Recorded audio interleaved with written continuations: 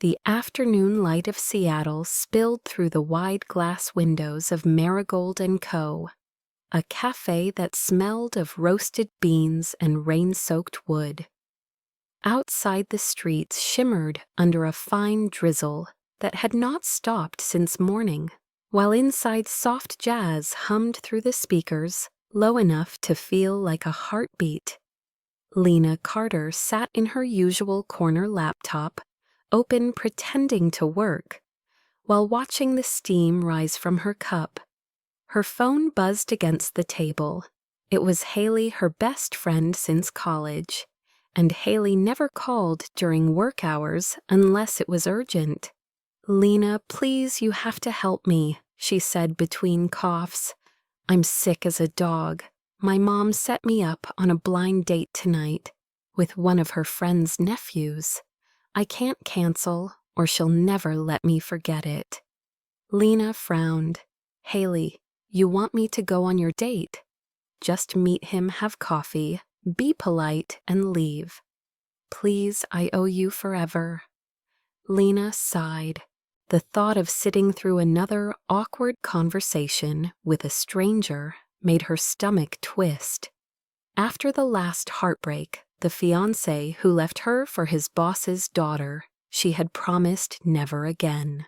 Never again to pretend she was fine while someone measured her worth in potential. But Haley was coughing on the other end, and Lena's heart was soft even when her trust wasn't. "Fine," she said finally. 1 hour, coffee, that's it." By evening, the rain had softened to a mist. Lena arrived at Marigold & Co., wearing a beige coat, her dark hair pulled into a low knot, a wool scarf draped around her neck. She told herself it was ridiculous to feel nervous. She was not even herself tonight. She was Haley. The cafe glowed warmly, lanterns flickering through glass, the smell of espresso and cinnamon wrapping around her like memory. She shook off her umbrella, and the bell above the door chimed. Her eyes scanned the room until they found him near the window, a man sitting alone, wearing a worn gray jacket, and reading a paperback copy of The Great Gatsby.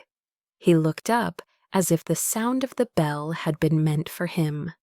"Ethan Hale?" she asked. He stood polite, composed. "That would be me," he said, voice low, even kind. Lena walked over and sat opposite him. There was nothing flashy about him, no watch, no shine. His hands were rough around the knuckles, his hair a little untamed, but his gaze was steady in a way that unsettled her. The waitress arrived. He ordered black coffee, no sugar. She asked for chamomile tea. For a moment they sat in silence. The rain tapped gently on the window pane, filling the air between them. Then he leaned forward slightly. "So he said, what brings you joy these days?" Lena blinked. It was not the kind of question people asked on blind dates. Small things, she said, after a pause. "Coffee that doesn't go cold before you finish it." He smiled. "Then I hope today gives you that." The way he said it, quiet, sincere, made her smile before she realized she had. Her eyes flicked to the book beside him. "You read Gatsby often." "Often enough to remember what not to become," he said. She laughed softly. "That's a first. Most people read it for the parties. Most people forget it's a tragedy." She studied him for a second longer. He didn't look like someone who needed to impress. He looked like someone who had already seen enough of the world to stop pretending. Their conversation drifted from books to the city's unpredictable weather, to how silence sometimes says more than words. He listened the way most people don't, without checking his phone, without interrupting, without the slightest urge to fill the space with noise. When she finally glanced at the clock, an hour had already slipped away. The sky outside had deepened to violet the drizzle, returning to a soft rain. She reached for her purse. "It was nice meeting you," she said, standing, "even if I wasn't exactly supposed to be here." He tilted his head slightly. "Then maybe you were exactly supposed to be." The words landed gently, but something about them stayed in her chest. She managed a small smile and left before she could think too hard about it. The rain brushed against her coat as she stepped out. The air smelled of coffee asphalt and something else possibility. For no clear reason, she looked back through the cafe window. Ethan was still there reading again, a faint smile resting on his face. He looked poor, maybe, but peaceful in a way that made her wonder if he knew something the rest of the world had forgotten. Lena walked away, telling herself it was just another favor for a friend, just another stranger she'd never see again. But as she crossed the street, her reflection in the rain-blurred glass made her pause. Something in her heartbeat felt different. She could not name it, but she knew one thing for certain. This was not just another ordinary night. The next Saturday morning unfolded under a washed-out Seattle sky, the kind that blurred the line between cloud and sea. Lena had promised herself she would forget that night that quiet stranger with the old jacket and the voice that somehow lingered in her thoughts. Yet here she was, walking past Marigold & Co., again pretending she was just in the neighborhood. Through the fogged glass, she saw him, Ethan Hale, sitting in the same corner by the window, the same gray jacket, the same book open in his hands. A cup of black coffee steamed beside him. Something about the stillness of that scene stopped her. He was like a painting left untouched, belonging to the light itself. She told herself she would only step in for her usual latte. The bell chimed when she entered, and his eyes lifted. For a second, she thought he might not recognize her, but his smile appeared small and genuine. "You again," he said. "Looks like we share a taste in rainy mornings." She returned the smile, trying to sound casual. "Or maybe Seattle doesn't give us much of a choice." He gestured toward the seat across from him. "Join me, unless you'd rather sit where you can pretend not to see me." His tone was playful but soft, careful, as though aware of invisible boundaries. She hesitated only a moment before sitting down. He closed his book and set it aside. "Do you come here often?" she asked. "Every Saturday," he said. "It's the only day the world feels slow enough to breathe." He looked out the window for a moment, following the raindrops down the glass.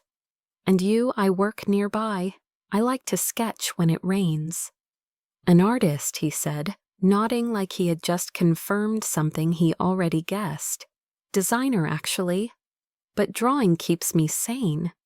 He smiled. "I used to think sanity was overrated." She tilted her head. "And now I think it's fragile, worth keeping." His words carried a quiet weight, as if they were born from some private storm. She wanted to ask about it, but his eyes drifted toward the counter, where the barista was laughing with a customer, and the moment passed. They sat in companionable silence, interrupted only by the soft clink of cups and the hiss of the espresso machine. The rain outside softened, but neither moved to leave. Finally, she said, "You always read the same book. It changes," he said. "But the jacket stays, old habits." "And what's your habit today? Coffee a good seat, and pretending I'm invisible." She laughed. "How's that working out for you?" "Not great since you showed up." His honesty startled her. He said it without charm, without flirtation, simply as a fact. She looked down at her cup, smiling into the steam. "You said you work in education." "Sort of," he said, folding his hands. "I help schools find funding, support programs, behind the scenes mostly. "So you're the quiet type of hero," she teased. "Hardly. Just someone trying to make up for old mistakes." He said it like a confession, then quickly changed the subject. "Tell me about your art." She told him about her freelance work, how she designed covers for independent authors, and how sometimes she painted just for herself. "What do you paint?" he asked. "People I'll probably never meet again," she said with a shrug. "There's something honest about painting strangers." "Because they can't disappoint you," he said quietly. She looked at him surprised. "Something like that?" He stirred his coffee slowly, eyes fixed on the swirl. "I think people who've been hurt see the world differently. They listen for things others don't hear." She thought about how his voice felt steady, like the rhythm of rain against glass. "And what do you listen for?" she asked. "Stillness," he said. "The kind that doesn't scare me anymore." His words hung in the air, fragile but true. For a long moment they said nothing. She noticed the faint scar across his left wrist, the calluses on his fingers. Hands of someone who had worked built fixed, not the hands of a man who spent his life behind screens. When she finally gathered her things, the cafe had begun to empty. "Well, she said I should get going before I start haunting this place." "Too late," he said with a small grin. "You already do." She shook her head, laughing, but there was a warmth in her chest she could not name. As she turned to leave, he spoke again, voice barely above the sound of rain. "You make the place feel less noisy." The words caught her mid-step. She wanted to say something back, but couldn't find anything that would not sound foolish. Instead, she simply nodded and stepped outside. The air was crisp, the drizzle fine like dust. She walked down the street with her scarf pulled tight, heart beating faster than she wanted to admit. That night, while sketching, she found herself drawing the cafe window, a silhouette of a man behind the glass head bent over a book. She tried to remember his exact expression when he said those words but couldn't capture it. Some things she realized aren't meant to be drawn. They're meant to be felt and left there quietly, echoing in the corners of memory. The following weekend arrived with an unexpected burst of sunlight, the kind that made even the rain-soaked corners of Seattle look like they belonged in a movie. Lena had spent the morning wandering through Pike Place Market, her sketchbook tucked under her arm, convincing herself she wasn't thinking about Ethan Hale. But she was. She thought of his voice, the way he listened, the quiet gravity in his words. It was absurd, she told herself. He was a stranger she met by accident, through a lie no less. And yet, his presence had lingered like the aftertaste of something bittersweet. As she turned a corner onto Pine Street, she stopped abruptly. Across the road, standing beneath a faded awning that read, "Whitmore's Rare Books," was Ethan. He was talking to the owner, an older man with wire-rimmed glasses. Ethan held a box of books like they weighed nothing. His sleeves rolled up to his forearms. The sight hit her with an odd wave of familiarity, as though life was quietly orchestrating something she didn't yet understand. She almost walked away, but then he looked up. Recognition flickered in his eyes, followed by the same small, unguarded smile. "You again," he said when she crossed the street. "Either the universe has a strange sense of humor, or you're following me." She laughed. "If I were following you, I'd do a better job hiding. Maybe I'm just easy to find." "Or you're exactly where you're meant to be," she said without thinking. He tilted his head, amusement in his gaze. "You believe in that fate I believe in timing?" she replied. and in coffee.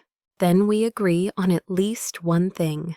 Inside the shop, the scent of old paper and cedar wafted through the narrow aisles. Dust motes danced in the sunlight that filtered through the front window. Ethan spoke to the owner about donating books for a small-town library restoration.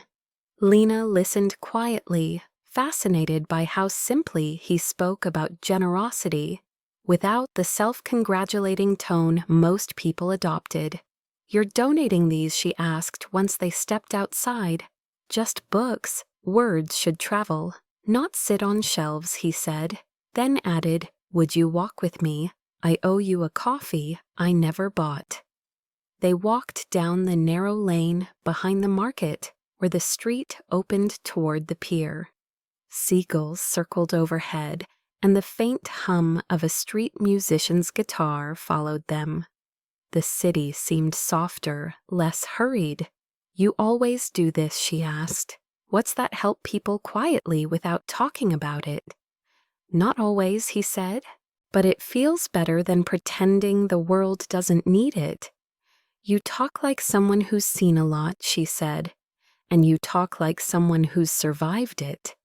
He smiled at that, but his eyes dimmed slightly. "Maybe that's why we notice each other." They found a small cafe tucked between two antique stores, the kind of place with mismatched chairs and faded posters of jazz legends.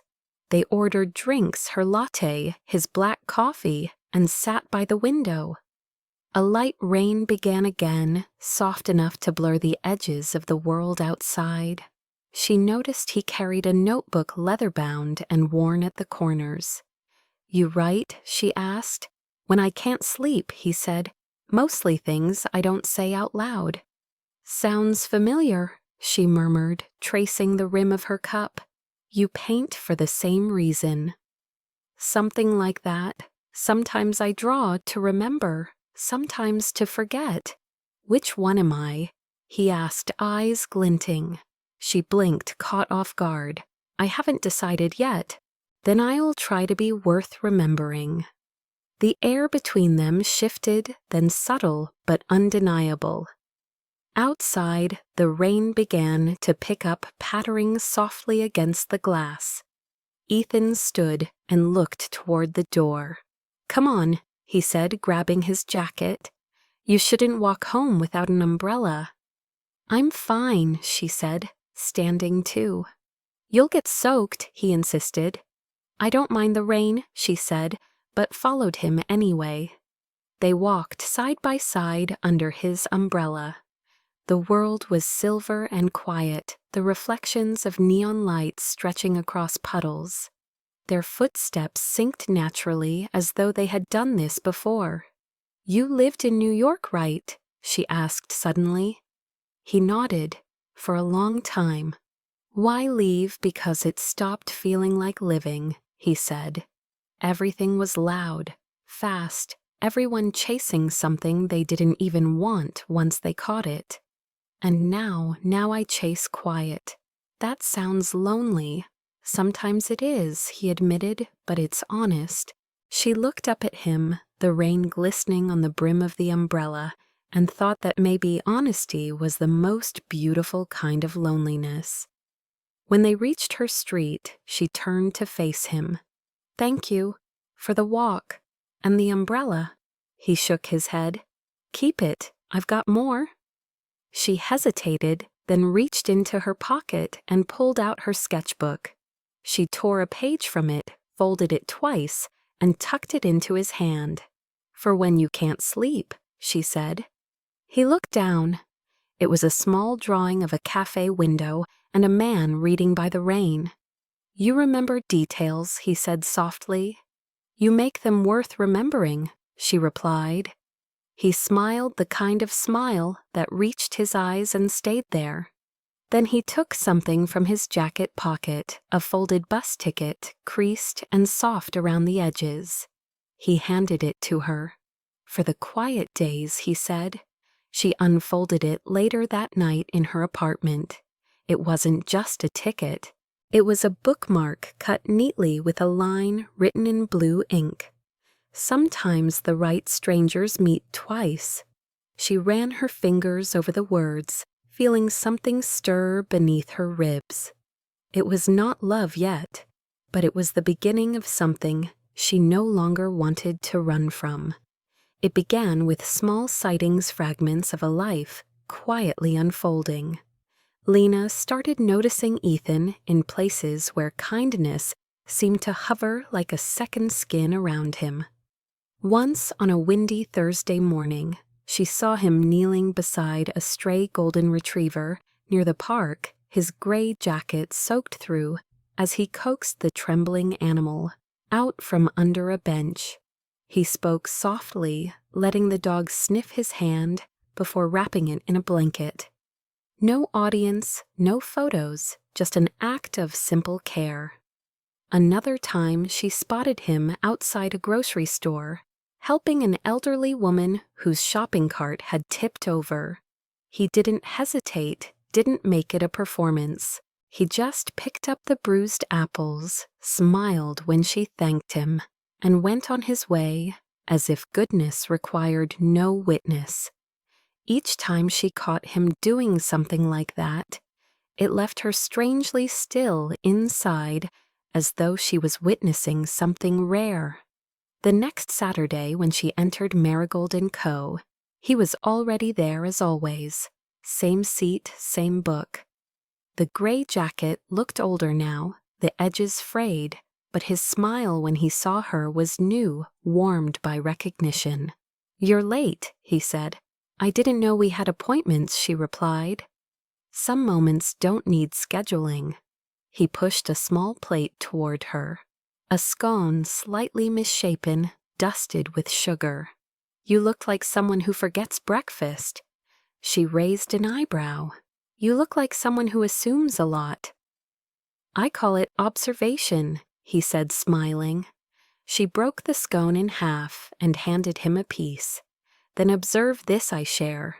They ate quietly, the hum of conversation around them fading into background music. For a while they didn't talk about anything heavy. They talked about the city's endless gray, the coffee that always ran out too soon, and the people they used to be before life became complicated. When he asked what she loved most about art, she said, "It's the only thing that doesn't ask me to be okay." He nodded as though he understood exactly what she meant. Later that afternoon, as they walked out together, a commotion broke near the crosswalk. Two teenage boys were mocking a smaller kid pushing him toward the curb. Before Lena could react, Ethan had already stepped forward. He didn't shout, he didn't threaten. He simply stood between them and said, "That's enough." His voice was calm but carried weight, the kind that came from knowing how to command chaos without raising it. The boys muttered, rolled their eyes, and walked away. The small boy sniffled, wiping his nose with his sleeve. Ethan crouched down. "You're okay?" The boy nodded. "You shouldn't let them change how you walk home," he said, voice gentle. "You're bigger than their noise." He waited until the boy's mother arrived, then returned to Lena as if nothing had happened. She looked at him for a long time. "You didn't even hesitate," she said. "Would you have?" he asked, genuinely curious. "I would have been scared." "So was I," he admitted. "But fear's just a reminder that we still care." That night, Lena sat at her desk, the rain whispering against her window.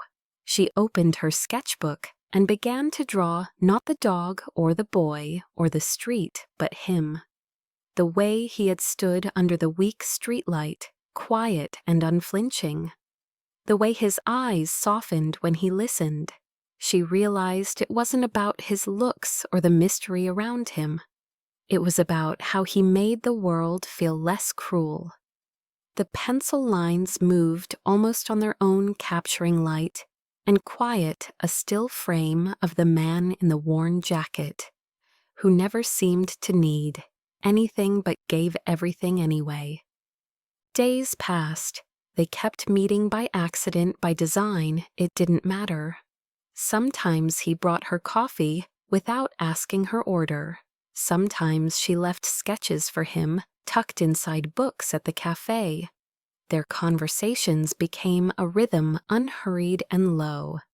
She learned that he read poetry when he couldn't sleep, that he preferred long walks over parties, that he once played piano, but stopped because the silence after the last note hurt too much.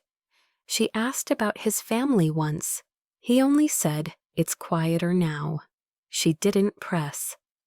One late afternoon, as the sun dipped behind the waterfront, they walked along the pier. The wind tangled her hair, and he reached out instinctively to tuck a strand behind her ear. His touch was brief, but enough to make her forget the cold. "You ever feel like you've known someone before?" he asked. "Like in another life. I don't believe in other lives," she said softly. "Just second chances." He smiled, eyes tracing the horizon. "Then maybe that's what this is." They stood there for a moment, side by side, as ferries moved across the bay, and the sky burned gold before slipping into gray. When they finally turned to leave, he said, "You asked me once why I help people." "I did," she said. "And I never answered properly. Because no one did that for me when I needed it most." The confession came quietly, but it struck her harder than anything he'd said before. He didn't elaborate, didn't dramatize it. He simply walked beside her, hands in his pockets, as though the truth didn't need decoration. That night, Lena couldn't sleep. She looked at the sketch of him she had finished earlier and traced the line of his jaw with her fingertip. She thought of all the men she had met who talked loudly about goodness, but never practiced it, about the ones who had measured love in gifts and promises, not actions. Ethan was nothing like them. He was quiet, grounded, and unpolished in the most beautiful way. And she, who had spent years building walls to keep disappointment out, was beginning to realize that sometimes safety didn't mean isolation. Sometimes it meant finding someone who stayed kind in a world that forgot how. She closed the sketchbook and whispered to the empty room, "You're dangerous, Ethan Hale." But her smile betrayed her. She knew that what she feared wasn't him. It was the possibility of feeling again. The rain returned that week, gentle but constant, painting the city in shades of silver. Lena had just finished a client meeting when her phone buzzed with a message from an unfamiliar number. "Need an extra pair of hands at the old library on 5th. Promise there's coffee." She didn't need to ask who it was. Something in her chest fluttered before she could stop it. By the time she arrived, the library was nearly empty, except for the faint scent of dust varnish and rain leaking through old window frames. Ethan stood near the back sleeves, rolled up a roller brush in his hand, his hair damp from mist. "You came," he said simply. "You said there'd be coffee," she replied, smiling. "And labor," he reminded her. "You didn't say I'd be painting," she teased, grabbing a spare brush. He laughed quietly. "You don't seem like someone afraid of color." She looked around at the peeling walls and the faded paint that once might have been cream.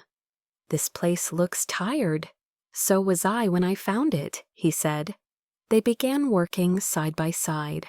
The silence between strokes was oddly comfortable, punctuated only by the soft scrape of brushes and the muted hum of a jazz station playing from an old radio. Outside, the rain drummed a steady rhythm against the glass. She caught herself watching him, the way he concentrated, the way he seemed both grounded and somewhere far away. His hands were steady, but his eyes carried a quiet sorrow, as if painting the walls was his way of mending something unseen. When she accidentally flicked a splash of paint onto his sleeve, she gasped, "Oh no, I'm so sorry." He looked down at the spot, then grinned. "Guess this shirt's history anyway."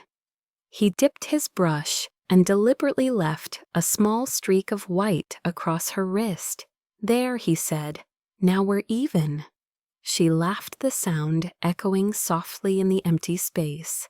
It felt like sunlight in a storm. After a while, they took a break. She perched on a ladder while he poured coffee from a thermos. "You didn't tell me you fix places up," she said. "Just one at a time," he replied. "Buildings, people, it's not that different." She looked at him curiously. "Did someone teach you that?" "Maybe pain," he said quietly. The words hung in the air like smoke. "You've been through something," she said. "Haven't we all?" he answered. "Some people just hide it better." She didn't press. He leaned back against the wall, staring at the ceiling as if reading something written there. "There was a time when I thought I had everything," he said slowly. "Money, recognition, a future mapped out. Then one headline changed all of it." She turned toward him. "What happened? I trusted the wrong people. The story got twisted. I lost everything in a weak business home, even the woman I thought I'd marry. When the noise got too loud, I left and came here," she said softly, "to remember who I was before success started defining it for me." She wanted to say she understood that she too had been measured and found lacking by someone who claimed to love her, but she stayed quiet. The air between them was delicate, like a thread stretched too thin. After a while, she asked, "Do you ever miss it?" "The old life," he smiled faintly. "Sometimes. Mostly I miss who I wanted to be." The simplicity of his answer broke something open in her. She climbed down from the ladder and stood beside him. "Maybe you still are that person," she said. He looked at her for a long time, eyes steady but full of something she couldn't name. "Maybe," he said, "if I'm lucky." They finished the wall as dusk began to settle, the room glowing softly under the yellow light of a single hanging bulb. The color they'd chosen, a pale shade of ivory, made the old space look alive again. "Not bad," she said, admiring their work. "Not bad at all," he agreed, wiping his hands. "Do you do this often?" she asked. "Fix places that aren't yours?" "Only the ones that feel like they could still matter," he said. They packed the brushes and trays in silence. Outside the street was slick with rain, reflecting the faint halo of street lamps. He walked her to her car. "Thanks for today," she said. "You made work feel peaceful. You make silence feel safe," he replied. For a moment they just stood there. The rain fell softly between them, and she had the strange urge to reach for his hand but didn't. Instead, she said, "Good night, Ethan." "Good night, Lena." She drove home with the sound of rain still in her ears, the scent of paint on her skin, and a heaviness in her chest she couldn't shake. Later, as she stood by her window, watching the storm, she thought of his story, of the pain hidden behind that quiet strength. She knew what it felt like to lose everything that once defined you. She had lost love, trust, and the version of herself that believed permanence existed. But standing in that old library beside him, she had felt something she hadn't felt in years: hope. The next day she passed by the library again on her way to work. Through the window she saw him alone, fixing a loose board on one of the shelves.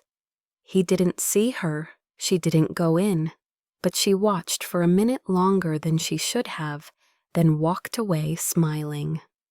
That night when she opened her sketchbook, she didn't draw him this time. She drew the library instead, the soft light, the fresh paint, and the feeling of quiet healing. It wasn't a portrait of Ethan, but somehow it still was. The invitation arrived on a Thursday morning, printed on heavy, ivory cardstock that smelled faintly of roses and ink. The Hale Foundation Annual Charity Gala for Education Reform, it read in embossed gold letters. Lena had been recommended by a former client to design the event's backdrop and art installation. It was her first major commission in over a year, and though her hands trembled when she held the letter, she smiled at the idea of stepping into something that finally felt like forward motion. For weeks she worked late in her small studio painting panels that depicted open books turning into wings. It was the kind of project that made her remember why she loved creating, because it gave shape to invisible things. She didn't tell Ethan about it. Somehow she wanted to keep a small piece of her life untouched by him, something that wasn't yet tangled in what she couldn't name between them. The night of the gala, she arrived early at the Grand Regency Hotel, wearing a simple black dress that fit her like it had been waiting in her closet for this exact moment. The ballroom shimmered with chandeliers, polished marble floors, and guests in tuxedos who spoke in practiced laughter. She moved quietly through the space, checking the placement of her artwork, ensuring the lighting hit it just right.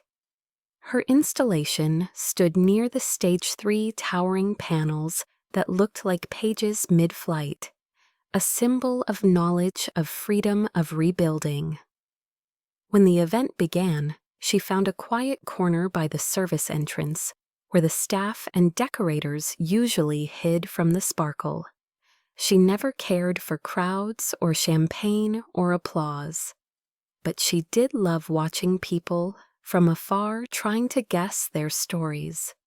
The music swelled, a jazz quartet filling the air with gold. The host stepped onto the stage, microphone in hand.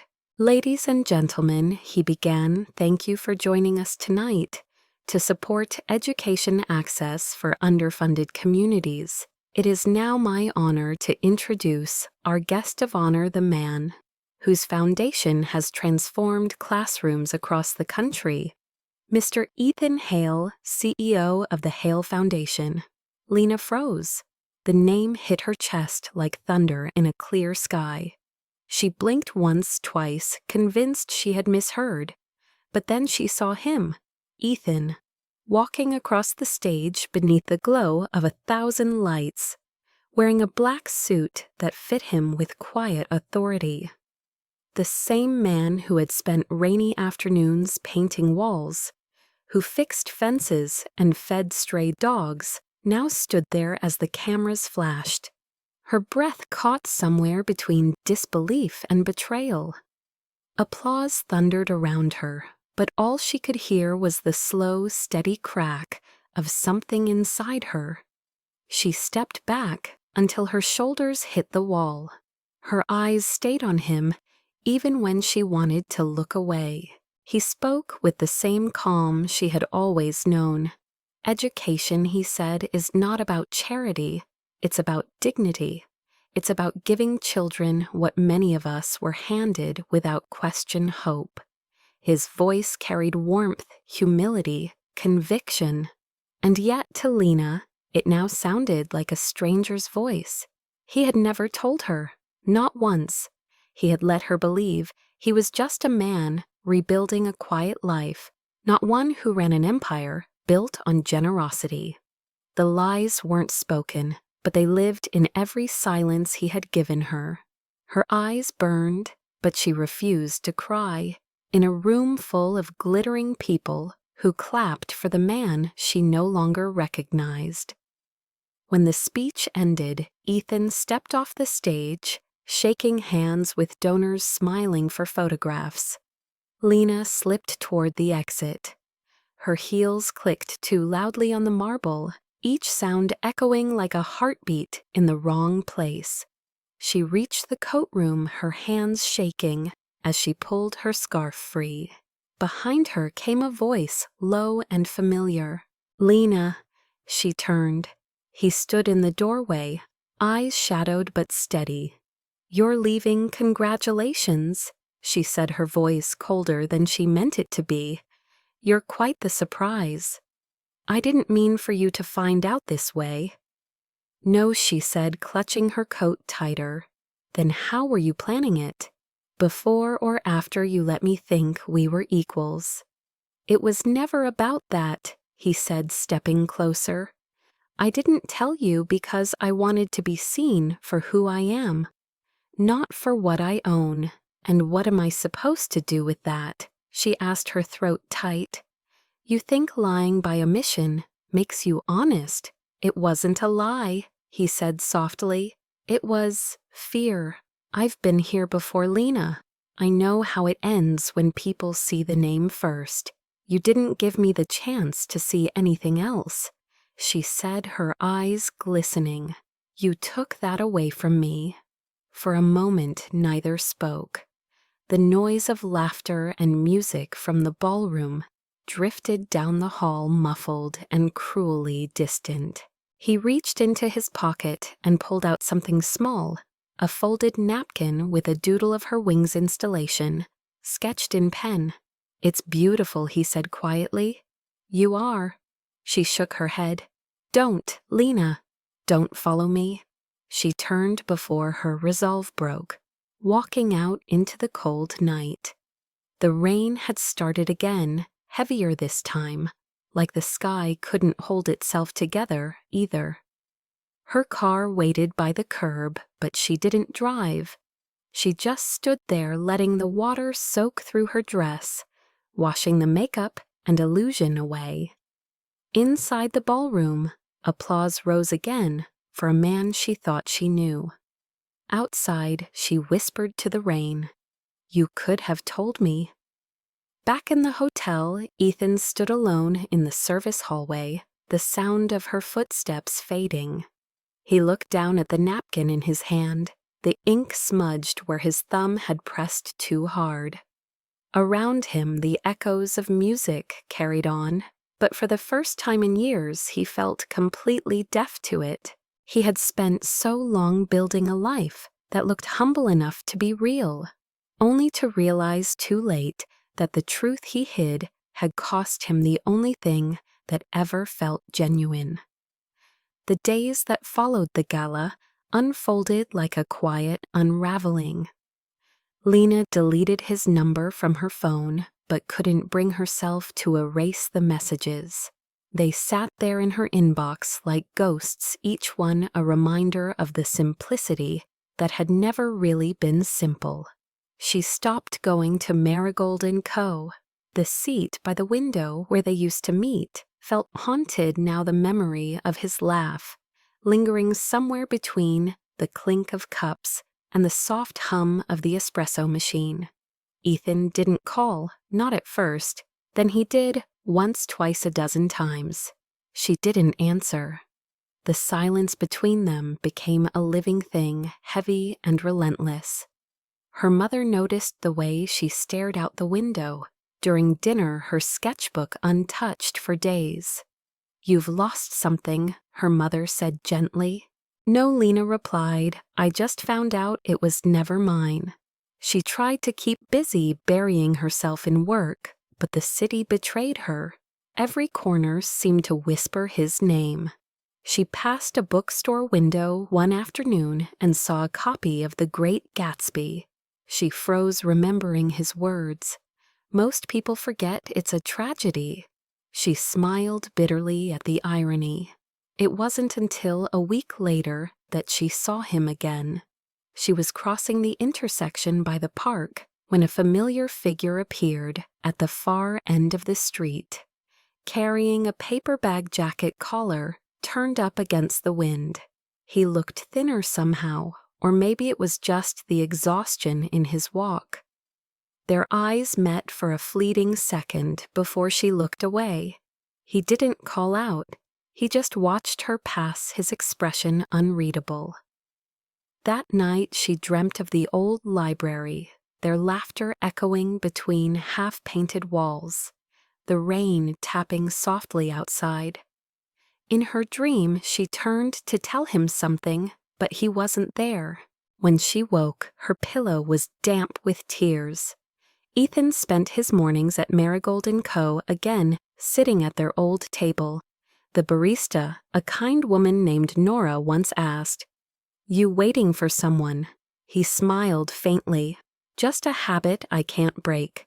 He tried to write in his notebook, but the words refused to come.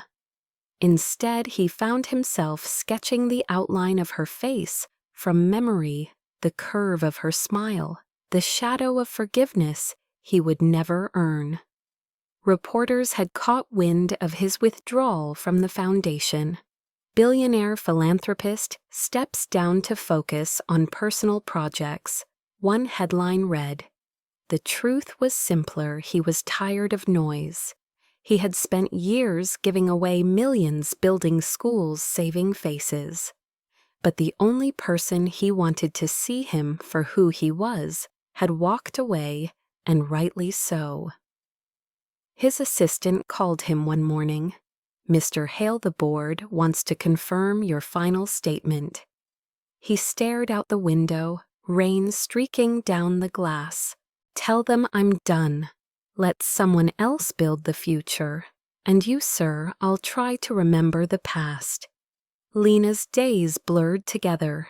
She tried painting again, but every stroke felt dishonest. Nothing looked right.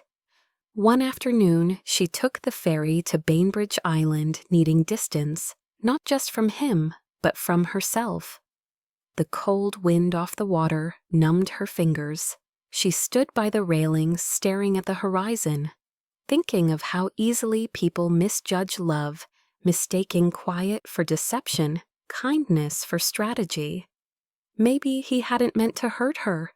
Maybe he just didn't know how not to.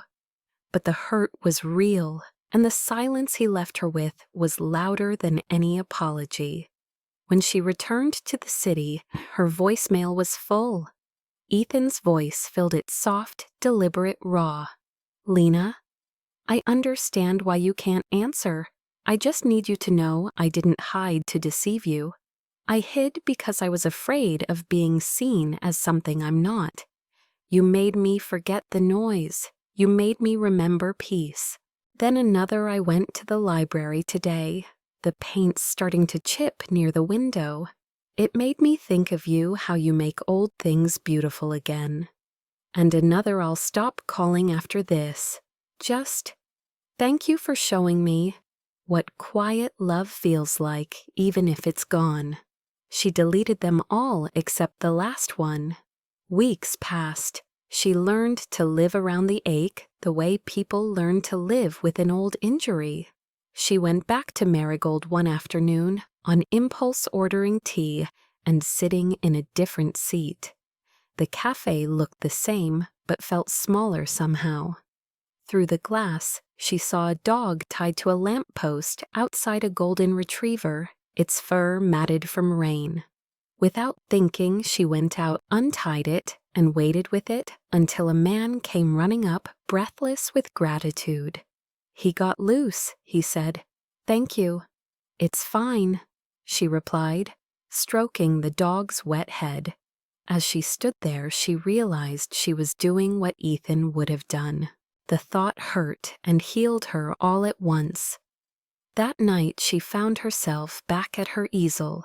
She painted without sketching, first letting the image form on instinct. When it was done, she stepped back and saw what her heart had created: a man, sitting alone by a rain-streaked window, a cup of coffee in front of him, a single empty chair across the table. She titled it "The Seat by the Window." A week later, an envelope arrived at her door. No return address. Inside was a small handwritten note. "The foundation belongs to others now. I'm taking a step back. If you ever need the kind of silence that heals, you know where to find it." There was no signature, but she didn't need one. She placed the letter inside her sketchbook and closed it gently. her fingers lingering on the cover. He was gone from the city by the next morning, no press, no announcement, just absence. Lena stood at her window that night, looking out at the rain sliding down the glass. She whispered into the quiet, "I hope you find what you were looking for." Somewhere beyond the skyline, Ethan sat in a small cabin by the sea, the same book open in his lap. The rain drummed on the roof like a familiar song. He traced her name in the condensation on the window and let it fade.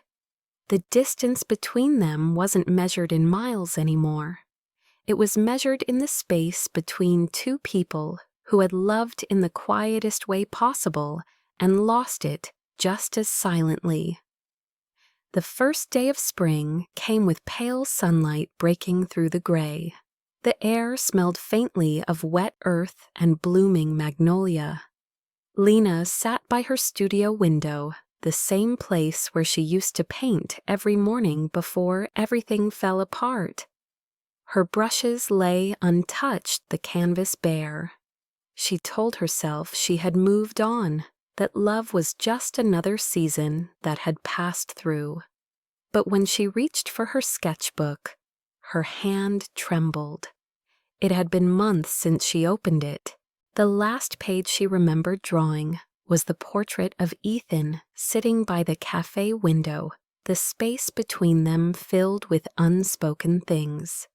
She flipped through the pages, slowly sketches of strangers, of cityscapes, of the library they had painted together. Then, as she neared the middle, something slipped loose, a folded envelope tucked between the pages. Her heart stuttered. The paper was old, the edges soft from handling. Her name was written across it in handwriting she would have known anywhere. Ethan Hale. For a long time she just stared at it, afraid to open it, afraid of what words might undo her again. Finally she unfolded the letter. The first line made her breath hitch, for when silence hurts, she read on. Lena, I have started this letter more times than I can count. Every version felt wrong. Too much explanation, too much apology, too much fear. You once told me that art doesn't ask you to be okay. I think love shouldn't either. Maybe that's why I failed at both. I hid because I wanted to be seen, not recognized. You saw me before the money did, before the noise. You asked nothing from me, and I didn't know how to exist in a love that asked for nothing. I wasn't testing you. I was testing myself, trying to see if I could still be human when the world only saw a name. Her eyes blurred with tears. The letter went on. When I left New York, I promised myself I would rebuild quietly, with no headlines, no lies, no expectations. But peace came with loneliness. Then I met you, a woman sketching in the corner of a cafe, who laughed like she had forgotten how, and still did it anyway. You reminded me of everything I had buried. The first time I saw you, I thought, she feels like home. I didn't realize how dangerous that thought was. You made me want to be honest. You also made me afraid that honesty would destroy what little I had left. She pressed the paper to her chest, tears spilling freely now. I never meant for you to find out that way. The gala, it wasn't supposed to happen. I tried to tell you, but every time I looked at you, I wanted to stay, just Ethan the man, in the worn jacket, the one you liked without the reasons the world usually gives. I thought I had more time. I was wrong. I've learned that silence can be both refuge and punishment. Mine became the latter. The ink had smudged slightly in places, as though his own hands had trembled. If you're reading this, it means I've stopped trying to fix things the way I fix everything else. Some things can't be rebuilt, but if by some miracle there's still a corner of your heart that doesn't hate me, I'll be at Marigold this Saturday at 10. Same table, same book, no headlines. If not, I'll understand. I'll still be grateful you reminded me what peace feels like. The letter ended without a signature, just a small postscript. P.S. Don't forget to finish the painting of the library. Some walls deserve color. Lena sat motionless for a long time, her tears drying on her cheeks. She looked out the window, where the sunlight had shifted, cutting a sharp line across her desk. Her heart ached with too many things at once. Anger, longing, love, regret. She wanted to scream, to curse him, to thank him, to see him. But mostly she wanted to stop pretending she didn't miss him. The clock on her wall ticked softly. It was Thursday. Saturday was 2 days away. She told herself she wouldn't go, that she was done with uncertainty, done with men who complicated peace. But that night, as she lay in bed, she couldn't sleep. Every sound outside the rain, against the window, the distant hum of traffic sounded like him. She imagined him sitting there waiting, his hands wrapped around a cup of black coffee, the same worn jacket, still smelling faintly of paint and rain. She imagined the look on his face when she didn't show up. By Friday evening, she had convinced herself it would be foolish to go. People like him didn't wait. People like her didn't forgive. Yet as she closed her sketchbook, she saw the letter again, the way he had written, "You saw me before the money did." Something in those words wouldn't let her rest. On Saturday morning, she woke before sunrise. The city was wrapped in mist, the world still and pale. She made tea but didn't drink it.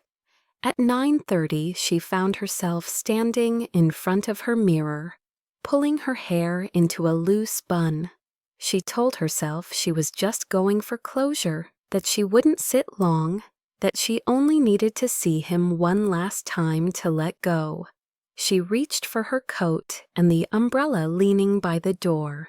As she stepped outside, a single drop of rain landed on her cheek. By the time she reached the end of her street, it had started to fall softly, the kind of rain that seemed to wash the city clean. She didn't notice the tears until she felt the salt on her lips. Somewhere across town, Ethan sat alone at their table in marigold, staring at the door each time it opened. He had been there since 9:45, a book open in front of him but unread. His coffee had gone cold. When the door chimed at exactly 10, he didn't look up right away, but he felt it hope entering the room like light. The small bell above the cafe door chimed its sound soft, but somehow louder than everything else in the room. Ethan looked up, and there she was, Lena, standing just inside the doorway, framed by the pale morning light. Her coat was still damp from the rain, her hair pulled back, a few strands clinging to her cheek. She didn't move at first, as if her body was still catching up to the decision her heart had made. The air between them was heavy with all the words they hadn't said. He stood slowly, his chair scraping against the wooden floor, his pulse echoing in his ears. For a long moment, neither of them spoke. The cafe around them carried on as if time hadn't just stopped. Cups clinking milk, steaming, someone laughing faintly near the counter. But none of it reached them. Ethan took a careful step forward. "I thought you wouldn't come," he said. His voice was quiet, stripped of the confidence he once wore. Lena's fingers tightened around the handle of her umbrella. "Neither did I," she answered. Her eyes flicked toward their old table, the same corner by the window, the same cup of black coffee, sitting untouched. She could almost see the ghost of their laughter, there suspended in the light. He gestured to the chair across from his. "Would you like to sit?" She hesitated, then nodded and walked toward him, her boots leaving faint prints on the wooden floor. When she sat down, she didn't remove her coat. The silence stretched, but it wasn't hostile. It was cautious, delicate, like a bridge being tested after a long winter. "You look well," he said finally. "You don't," she replied, before she could stop herself. His mouth curved into a sad smile. Fair enough. They let the quiet settle again. Outside, the rain slowed to a drizzle, tapping gently against the glass. He looked at her, really looked, memorizing the lines of her face, as if he might never get another chance. "I didn't expect forgiveness," he said. "Then what did you expect?" She asked, her voice calm but trembling slightly. "Just a chance to tell you I meant every moment, even if it was built on a half-truth." She looked down at the table at the small bookmark lying near his hand. It was the same folded bus ticket he'd given her months ago. "You kept it," she said softly. "It's the only thing that felt real when everything else wasn't." She exhaled slowly, her throat tight. "You hurt me, Ethan, not because you were someone else, but because you didn't trust me enough to know the truth wouldn't change anything." I know he said the words breaking a little. I told myself I was protecting something fragile, but all I did was crush it. I thought I had to earn your love by being less than I was. I was wrong. She studied him for a moment, the exhaustion beneath his eyes, the sincerity in his voice. He looked older somehow, not in age but in weight, as though regret had carved new lines into him. "I read your letter," she said. "Every word." He swallowed hard. "And you still came." "Maybe I'm just not done being angry yet," she said, half smiling. He laughed softly, relief flickering through his eyes. "I'll take angry. Angry means you still care." "Don't push it," she warned, but her tone had softened. A waiter passed by, placing a fresh cup of tea in front of her and refilling his coffee. Neither touched their drinks. She looked at him again, her voice quieter now. Why here? Why always this place? He glanced around, his gaze landing on the window. Because this was where life stopped feeling like survival. It was the first place I could breathe again. The first place I saw you. Her chest tightened. "You still think in poetry?" she whispered. "You still draw in silence," he replied. They both smiled then, small and fleeting, but enough to feel something shift between them. "Do I get to start over?" he asked after a pause, his voice unsteady. She reached into her coat pocket and pulled something out, the same bookmark he had once given her. Edges worn, ink faded, she placed it on the table between them. "You already did," she said. The words landed softly but carried weight.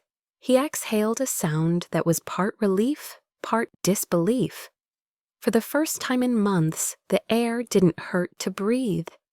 They sat there for a long time, watching the rain lighten outside, letting the quiet do what words couldn't. He reached across the table, slowly, his hand stopping just short of hers. "I can't promise I won't make mistakes again," he said. "But I can promise I'll never hide from you." She looked down at his hand, then up at him. "Then don't. Not anymore." Their fingers touched, hesitant at first, then certain. It wasn't a grand gesture. There were no tears, no declarations, no music swelling in the background. Just two hands meeting across a small cafe table, as simple and profound as forgiveness itself. After a while she spoke again. "You owe me a conversation," she said. "About what? About why the catcher in the rye is overrated." His laugh came easily, this time soft but real. "Only if you promise to defend Jane Eyre with everything you've got." "Always," she said. They both leaned back, a strange calm settling between them. Outside the clouds began to part thin beams of sunlight cutting through the gray. Through the window, a golden retriever sat patiently by the bench tail wagging lazily. Lena smiled faintly. "Is that Buster? Maybe he just missed you too," Ethan said. She turned back to him, her eyes gentle but steady. "Don't disappear again." He nodded, no hesitation. "Not unless you tell me to." For the first time since the night of the gala, she believed him. They stayed like that for a long time, the city moving quietly around them. When she finally stood to leave, he walked her to the door. "See you tomorrow," he asked. "We'll see." She said, smiling, then stepped into the fading rain. He watched her go until she turned the corner, his heart feeling something it hadn't felt in a very long time: peace. Back inside, the bookmark lay on the table between two half-empty cups, sunlight falling across it like a benediction. Outside, the rain stopped completely, leaving behind a sky washed clean. The morning sun spilled softly over the quiet street, painting everything in gold. The world seemed slower now, as if it had learned how to breathe again. A small white house sat at the end of a tree-lined lane, just outside Seattle, its porch wrapped in climbing ivy and the faint scent of coffee drifting through the open window. On the porch, Lena sat cross-legged in a worn sweater, her sketchbook balanced on her knees. The mug beside her was still steaming, and every so often, she looked up to watch the sunlight catch the dust in the air. The wind carried the sound of laughter from somewhere in the yard. "You're burning the toast again," she called gently, without looking up. Ethan's voice came from inside, amused and unbothered. "Consider it part of the breakfast experience." A moment later, he stepped out carrying two mismatched plates. His hair was slightly longer, his jaw covered with a few days of stubble, and the sleeves of his flannel shirt were rolled up to his elbows. He looked nothing like the man in the headlines, the billionaire who once ran boardrooms and charity galas. He looked like someone who had learned how to live quietly and how to stay. "You're getting better," she said, examining the half-burnt toast he placed in front of her. "That's a dangerous compliment," he replied, sitting down beside her. They ate in silence, their shoulders touching lightly, the kind of closeness that didn't need to be maintained because it was never at risk of being lost again. "You have paint on your cheek," he said suddenly. She smiled, brushing at it with the back of her hand. "That's from the mural. The kids helped me finish it yesterday." "You mean they helped you make a mess?" he teased. "Same thing." She turned to look at him. "The library's finally done. The new reading room opens next week." He nodded, pride flickering across his face. "You made it beautiful." "We made it beautiful," she corrected. Down the road, the faint sound of children's voices floated from the elementary school where the Hale Foundation had recently built a playground. Ethan leaned back, his gaze softening. "They sound happy." "They are," Lena said. "It's the same laugh I used to hear when you showed them how to fix the shelves." He smiled, looking out at the small garden in front of their house. Rows of wildflowers swayed gently in the breeze, her doing. Beside them, a patch of tomato plants, uneven and defiant, grew stubbornly in the corner, his doing. "You ever think we'd end up here?" she asked. "Every day," he said, his tone warm but quiet. "And I still can't believe it." She leaned her head against his shoulder. "Me neither." Inside the house, a framed letter hung on the wall above her desk, the same one Ethan had written months ago, edges softened from time. Beneath it was a photograph taken at the first book drive they organized together, she holding a box of children's novels, him standing beside her. both laughing in that unguarded way. Only people who have survived love can. On the bottom of the frame, in his looping handwriting, were the words, "She loved me when I had nothing, so I gave her everything quietly." Lena's mother lived with them now, her health restored.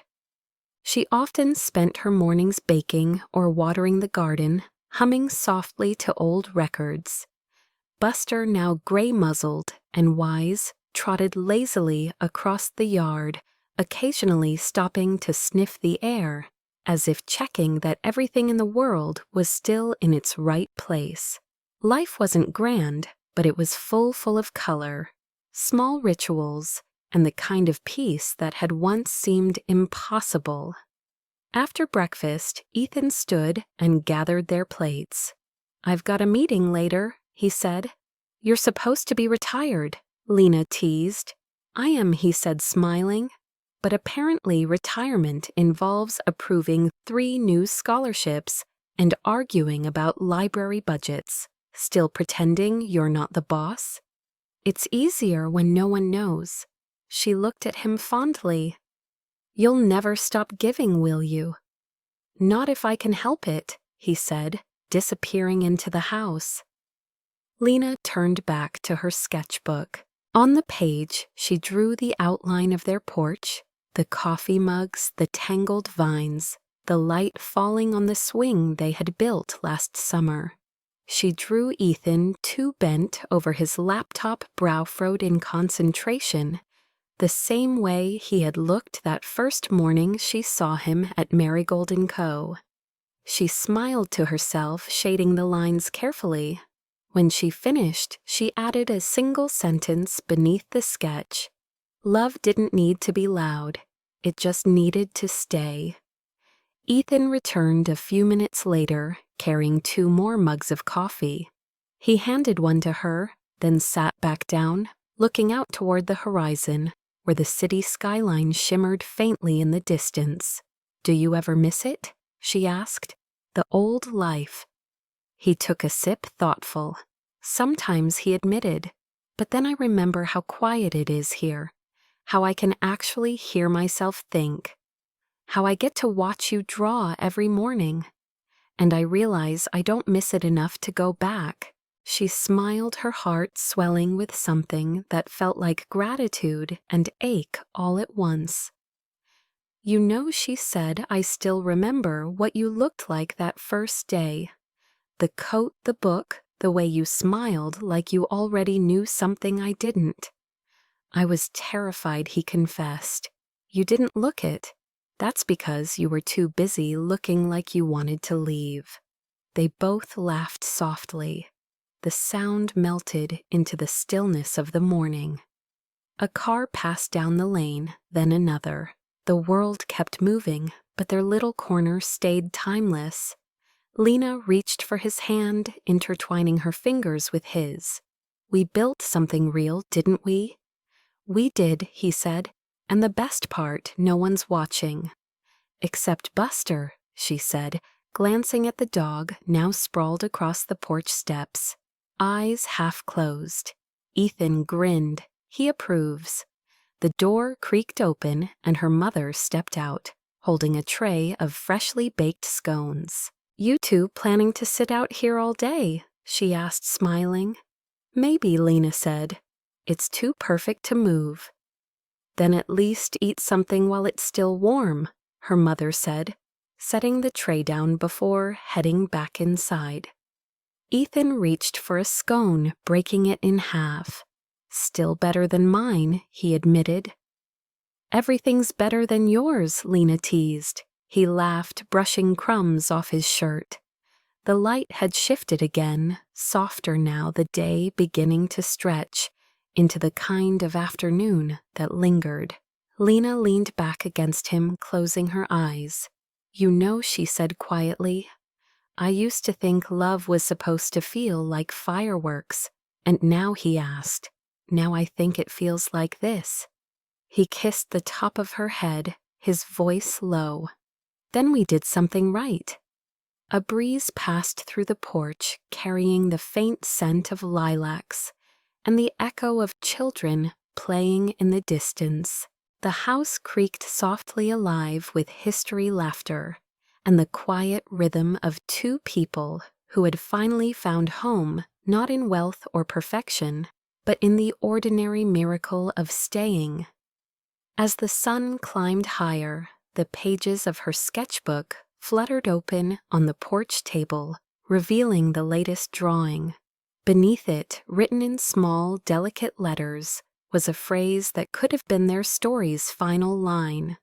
Some loves don't announce themselves. They just arrive, stay, and make the silence feel like peace. If this story made you pause for a moment, if it reminded you that love isn't about grand gestures or perfect timing, but about two people quietly choosing to stay, then hold on to that feeling.